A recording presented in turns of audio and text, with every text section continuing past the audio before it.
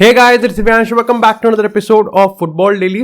और एपिसोड में आगे जाने से पहले huge shout out to one football application. अगर आप मेरी तरह एक फुटबॉल फैनेटिक है जिसको भाई 24 घंटे भाई फुटबॉल फूकना है, अगर आप ट्रांसफर रूमर्स में काफी ज्यादा इंटरेस्टेड है, जैसे अगर हम आर्सेनल, मुद्रिक और चेल्सी की बात करें जहां पर लिटरली 7 घंटे के अंदर पूरा गेम बदल गया, क्योंकि मेरा एपिसोड तो दिन में एक बार ही आएगा, तो definitely one football is the application जो कि आपको जरूरत है अपने फोन में इंस्टॉल करने के लिए। तो डेफिनेटली डू मेक श्योर कि आप मेरे दिए गए लिंक से जाके इसको इंस्टॉल करें and be a football fan 24/7, चाहे आपके फेवरेट क्लब हो, फेवरेट प्लेयर हो, ट्रांसफर, स्टैटिस्टिक रिकॉर्ड और यहां पर मैच रिपोर्ट्स भी आपको देखने को मिल जाएगी। आगे बढ़ते हैं, लेकिन इसी के साथ जो पहली अपडेट आती है ना, वो आती है यहाँ पर क्रिस्टियानो रोनाल्डो को लेके। अब देखो यार, इसको मैं कैसे बताऊं, मतलब इतना रिलायबल भी नहीं है, but at the same time hype इतनी है और बस इतना ज्यादा क्रिएट करा इस एक न्यूज ने। अब मैंने बहुत कोशिश की लेकिन मैं बहुत ज्यादा सोर्सेज नहीं निकाल पाया, तो अभी यहाँ पर सिर्फ 2-3 न्यूज आउटलेट हैं जिन्होंने इस चीज को कवर किया, और वो ये है कि जब सैंटियागो बर्नाब्यू का नया सैंटियागो जब इनॉग्रेट होगा ना, तो यहाँ पर प्रपोज प्लान ये है कि रियल मैड्रिड वर्सेज अल नसर का एक फ्रेंडली मैच प्लान किया जा रहा है, जस्ट लाइक अभी अल नसर वर्सेस पीएसजी। और इसके पीछे यहाँ पर जो सबसे बड़ा कारण है वो है यहाँ पर क्रिस्टियानो रोनाल्डो को एक प्रॉपर फेयरवेल देना। मतलब अब यहीं पर ही थोड़ा सस्पिशियस आता है कि ठीक है, मतलब इतने साल बाद फेयरवेल हो रहा है प्रॉपर, और रिसेंट टाइम्स में हमने देखा भी है कि रियल मैड्रिड और रोनाल्डो के जो रिलेशन है वो काफी ज्यादा स्मूथ चल रहे हैं। अच्छा, एक चीज मेरे को यहाँ पर ये भी लग रही है कि ठीक है, एक ऑस्पिशियस डे भी है कि यहाँ पर नए सैंटियागो का इनॉग्रेशन हो रहा है, तो यहाँ पर ये बताया जा रहा है। और अच्छी चीज पता है, इंटरेस्टिंग चीज क्या है कि क्रिस्टियानो रोनाल्डो उस गेम में 45 मिनट अल नसर का प्लेयर बन के खेलेगा और एक्चुअली 45 मिनट रियल मैड्रिड का प्लेयर। मतलब कितना ज्यादा एपिक होगा यार वो सीन। बट मेरे को लगता है कि अभी तो थोड़ा अर्ली है, क्योंकि हमको पता है 2023 के डाउन द रोड हमको ये मैच कभी देखने को मिलेगा, अगर होगा तो ऐसा प्रपोज प्लान के हिसाब से। लेकिन एक चीज जो मेरे को न्यूज नहीं है, मेरा स्पेकुलेशन ये है कि मेरे को लगता है कि अगर ऐसा होगा तो डेफिनेटली मेरे को लगता है कि यहाँ पर सर्जियो रामोस और मार्सेलो जैसे, मतलब प्लेयर, सर्जियो रामोस तो नहीं क्योंकि वो पीएसजी का है, क्योंकि तुम पता है राइवलरी वगैरह है, लेकिन मेरे को लगता है कि मार्सेलो वगैरह जैसे प्लेयर्स को ना, जिनके साथ रियल मैड्रिड के अच्छे टर्म्स हैं, अपने लेजेंड जो वहां दूसरी क्लब में खेल रहे हैं, तो उनके साथ भी कुछ ऐसा किया जा सकता है। बट डेफिनेटली भाई जो हाइप होगी, इवन इफ अगर वो 45 मिनट ही है ना, तो भाई बहुत तगड़ा हो जाएगा। लेकिन क्या ये फ्रेंडली तो जब होगा तब देखा जाएगा। लेकिन अगर आज के फ्रेंडली की बात करें, जो कि पीएसजी वर्सेज अल नसर या फिर रियद 11 की मैं बात कहूं, तो भाई ये इंडियन स्टैंडर्ड टाइम के हिसाब से 8:30-9 बजे के आसपास होगा, और देखने की कोई दिक्कत नहीं है क्योंकि पीएसजी इसको अपने यूट्यूब चैनल पे लाइव ब्रॉडकास्ट करेगा। अपन भी यहाँ पर इसका वॉच लॉन्ग कर रहे हैं क्योंकि भाई क्रिस्टियानो रोनाल्डो की बात है।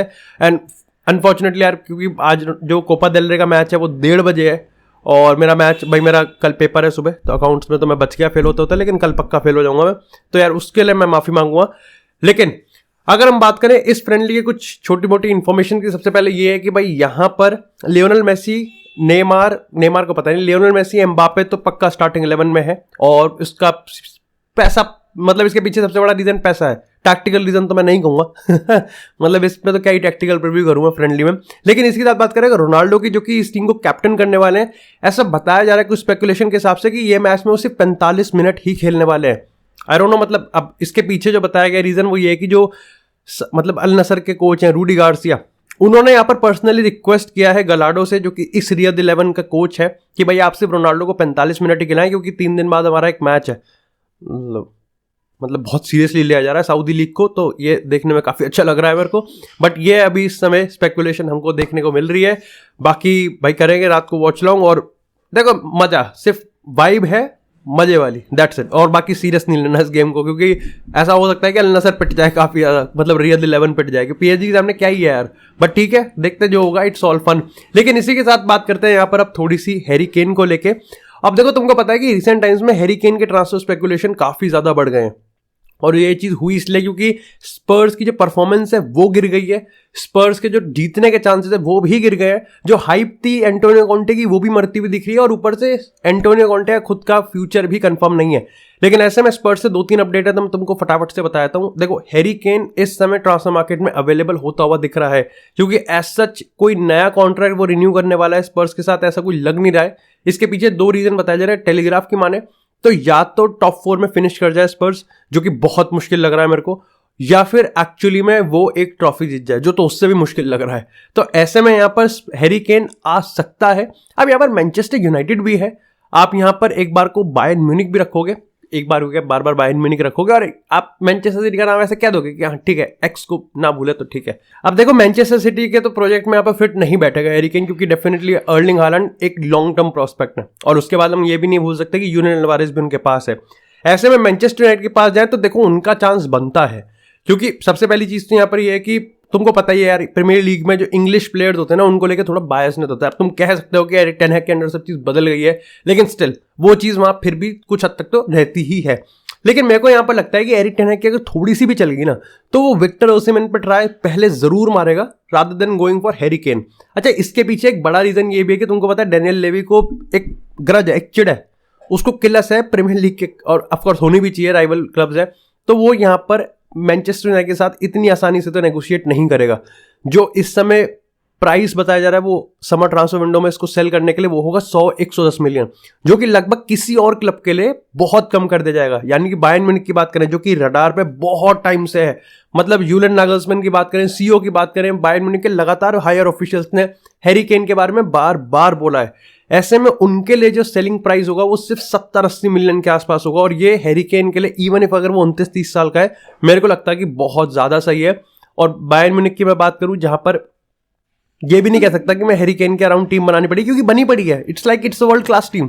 उसमें अगर तुम हैरी केन को डालोगे और वहां पे सादियो माने ऑलरेडी है, लेरोय साने है, अनस्टॉपेबल है भाई ये team, unstoppable.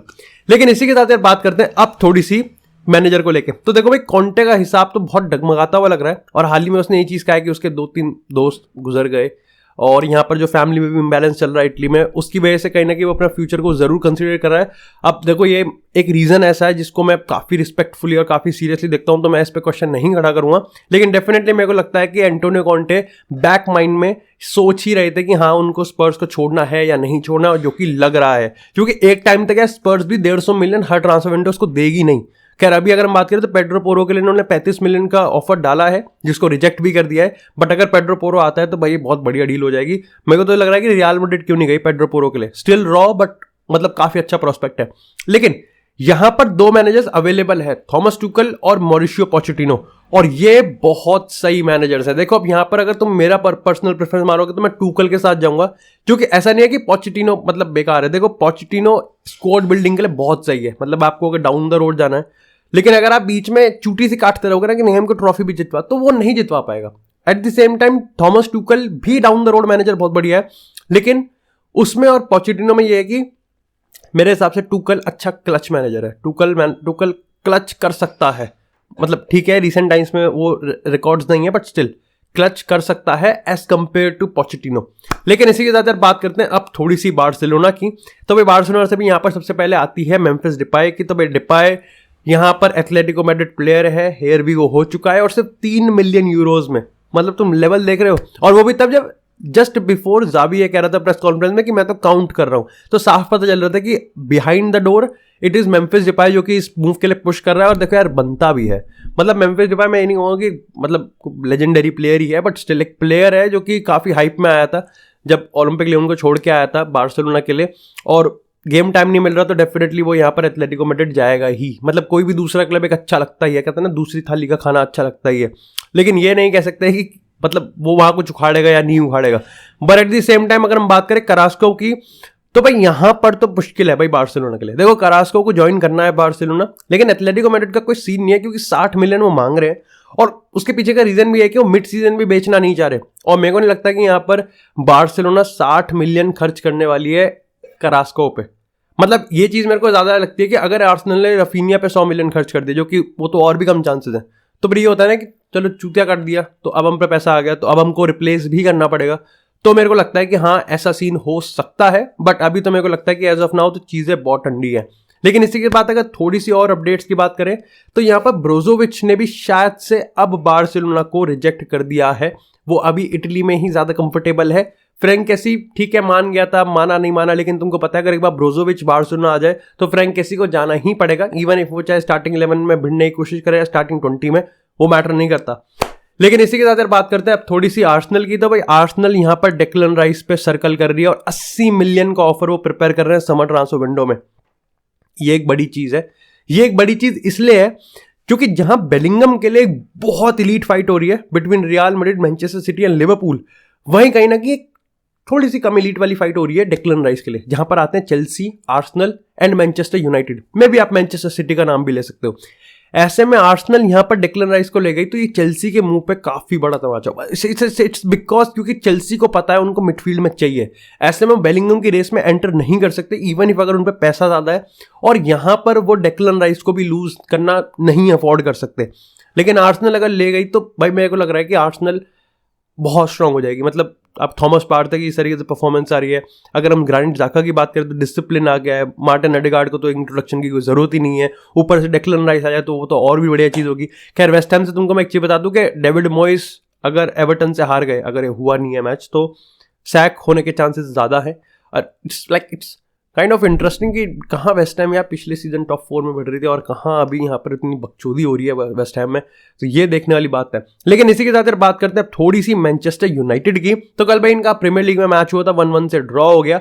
And to be honest मेरे को बहुत बुरी नहीं लगी परफॉर्मेंस। मेरे को लगता है कि इट्स लाइक किस्मत वाली बात होती है ना, कि जब आपकी किस्मत खराब हो तो आप ऊँट पे बैठे हुए हो तब भी कुत्ता काट ही लेगा। लास्ट मिनट में फ्री किक मार दी, कुछ अच्छे मोमेंट लगे, जैसे डेविड दे का एक आधा सेव। लाइक वैसे तो ज़्यादा क्रिस्टल पैलेस ने बकचोदी करी नहीं, लेकिन जब हुआ तो डेविड दे ने बता दिया कि हाँ कोर तो अगर छोटा भाई तो वो भी है। इसी के साथ यहाँ पर अगर हम कासिमिरो की पासिंग की बात करें तो उसका यार विजन काफ़ी सही है। अब ठीक है पासिंग एक्यूरेसी अगर स्टैट्स की बात करें तो नहीं होंगे वो 98-99%, लेकिन पिच पे आपको दिखता है कि डिफरेंस बनाया जा रहा है। लाइक कासिमिरो है वो player. But the worst part of this match is not only the 2 point miss कर दिए हमने, जो कि बहुत बड़ा डेंट है टाइटल चार्ज को लेके। वो ये है कि कासिमिरो अब आर्सेनल के अगेंस्ट नहीं खेल सकता। अब यहाँ पर काफी लोग एरिक टेन को क्रिटिसाइज करेंगे कि भाई जब तेरे को पता था कि एक येलो कार्ड मिल गया, और वो सीडीएम है, वो डिफेंड करेगा, और मैनचेस्टर यूनाइटेड को डिफेंस में सबसे ज्यादा कासिमिरो की जरूरत पड़ती है, तो उसको येलो कार्ड लेना पड़ सकता है। तो तूने क्यों नहीं उसको रिप्लेस किया?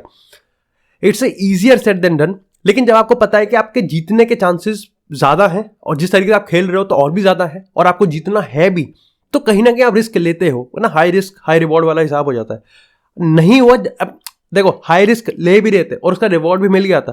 ठीक है आपको 82-83 मिनट पे येलो कार्ड मिल गया, लेकिन अब अंटिल दी 90th मिनट आप जीत रहे थे, आपके पास 3 पॉइंट था, आप टाइटल चार्ज के लिए जा सकते थे। आप फ्री किक पड़ गई तो ना वहां के रहे, ना घर के रहे, ना घाट के रहे, वो भी चला गया, येलो कार्ड भी मिल गया और साले पॉइंट भी चले गए। तो यहाँ पर एरिक टेन को क्रिटिसाइज करना ईजी है, but I can understand the manage मतलब साइकोलॉजिकल थिंग कि हाँ भाई उसको पता था कि रिस्क लेना पड़ेगा ही, मतलब पड़ सकता नहीं, पड़ेगा ही। उसने लिया, विच इज गुड। वो एक टाइम तक डिलीवर भी कर रहा था, ठीक है। इसी ज्यादा अगर मैं कुछ की पॉइंट्स की बात करूं तो मेरे को लगता है कि लुक शॉ अगेन काफी ज्यादा बढ़िया था। उसके बाद अगर एरिक्सन की बात करूं तो भाई एक बार उसने विल्फ्रीड ज़ाहा को आउटपेस कर दिया and I was literally shocked.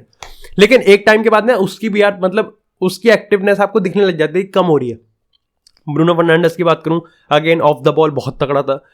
Ball मतलब वही इनडिसिप्लिन वाले थोड़ी ग्लिम्स आती रहती है, लेकिन overall he was really good. इसके साथ मेरे को एक चीज लगती है कि अटैक में भाई अपन मार्कस राशफोर्ड पे क्या बहुत ज्यादा इंडिपेंडेंट है। और जो सबसे हाइप्ड मोमेंट था, जो सबसे हाइप टॉपिक मैं कहूं, वो था वेगहोर्स्ट का डेब्यू। मतलब स्टिल मेरे लिए तो ठीक है, मतलब मेरे लिए इट वॉज एवरेज, मतलब मेरे को मैं ज्यादा नहीं कहूंगा। हाँ कुछ मोमेंट्स ऐसे थे जहां पर उसने बहुत अच्छा काम किया, कुछ ऐसे मोमेंट्स थे जहां पर ऑफ कोर्स वो यूजलेस है, जैसे भागने में, शार्पनेस में, वो वहां अभी फिलहाल यूजलेस है। भागने में तो खैर यूजलेस ही रहेगा वो, क्योंकि हाइट इतनी है, स्पीड नहीं है। लेकिन एक चीज मेरे को अच्छी लगी कि एरिक टेन हैग का जो एक कलेक्टिव प्रेस है, जो एक कलेक्टिव यूनिट वाला सिस्टम है ना, वेगोस्ट उसको तोड़ता नहीं है, उसमें फिट हो जाता है। तो मेरा काम बन जाता है कि हाँ ठीक है, यूनाइटेड में ज्यादा सेक्रीफाइस नहीं करना पड़ रहा, तो that is a plus point for वेगोस्ट, काफी सही प्लस पॉइंट है। बाकी that's it for this episode guys. I hope आपको एपिसोड पसंद आया। एपिसोड पसंद आया तो एपिसोड को लाइक करें, चैनल को सब्सक्राइब करें। आपको इसी तरह फुटबॉल से एक्सक्लूसिव कंटेंट चैनल पर मिलता रहेगा। तब तक के लिए stay tuned, stay safe and I will see you in the next episode.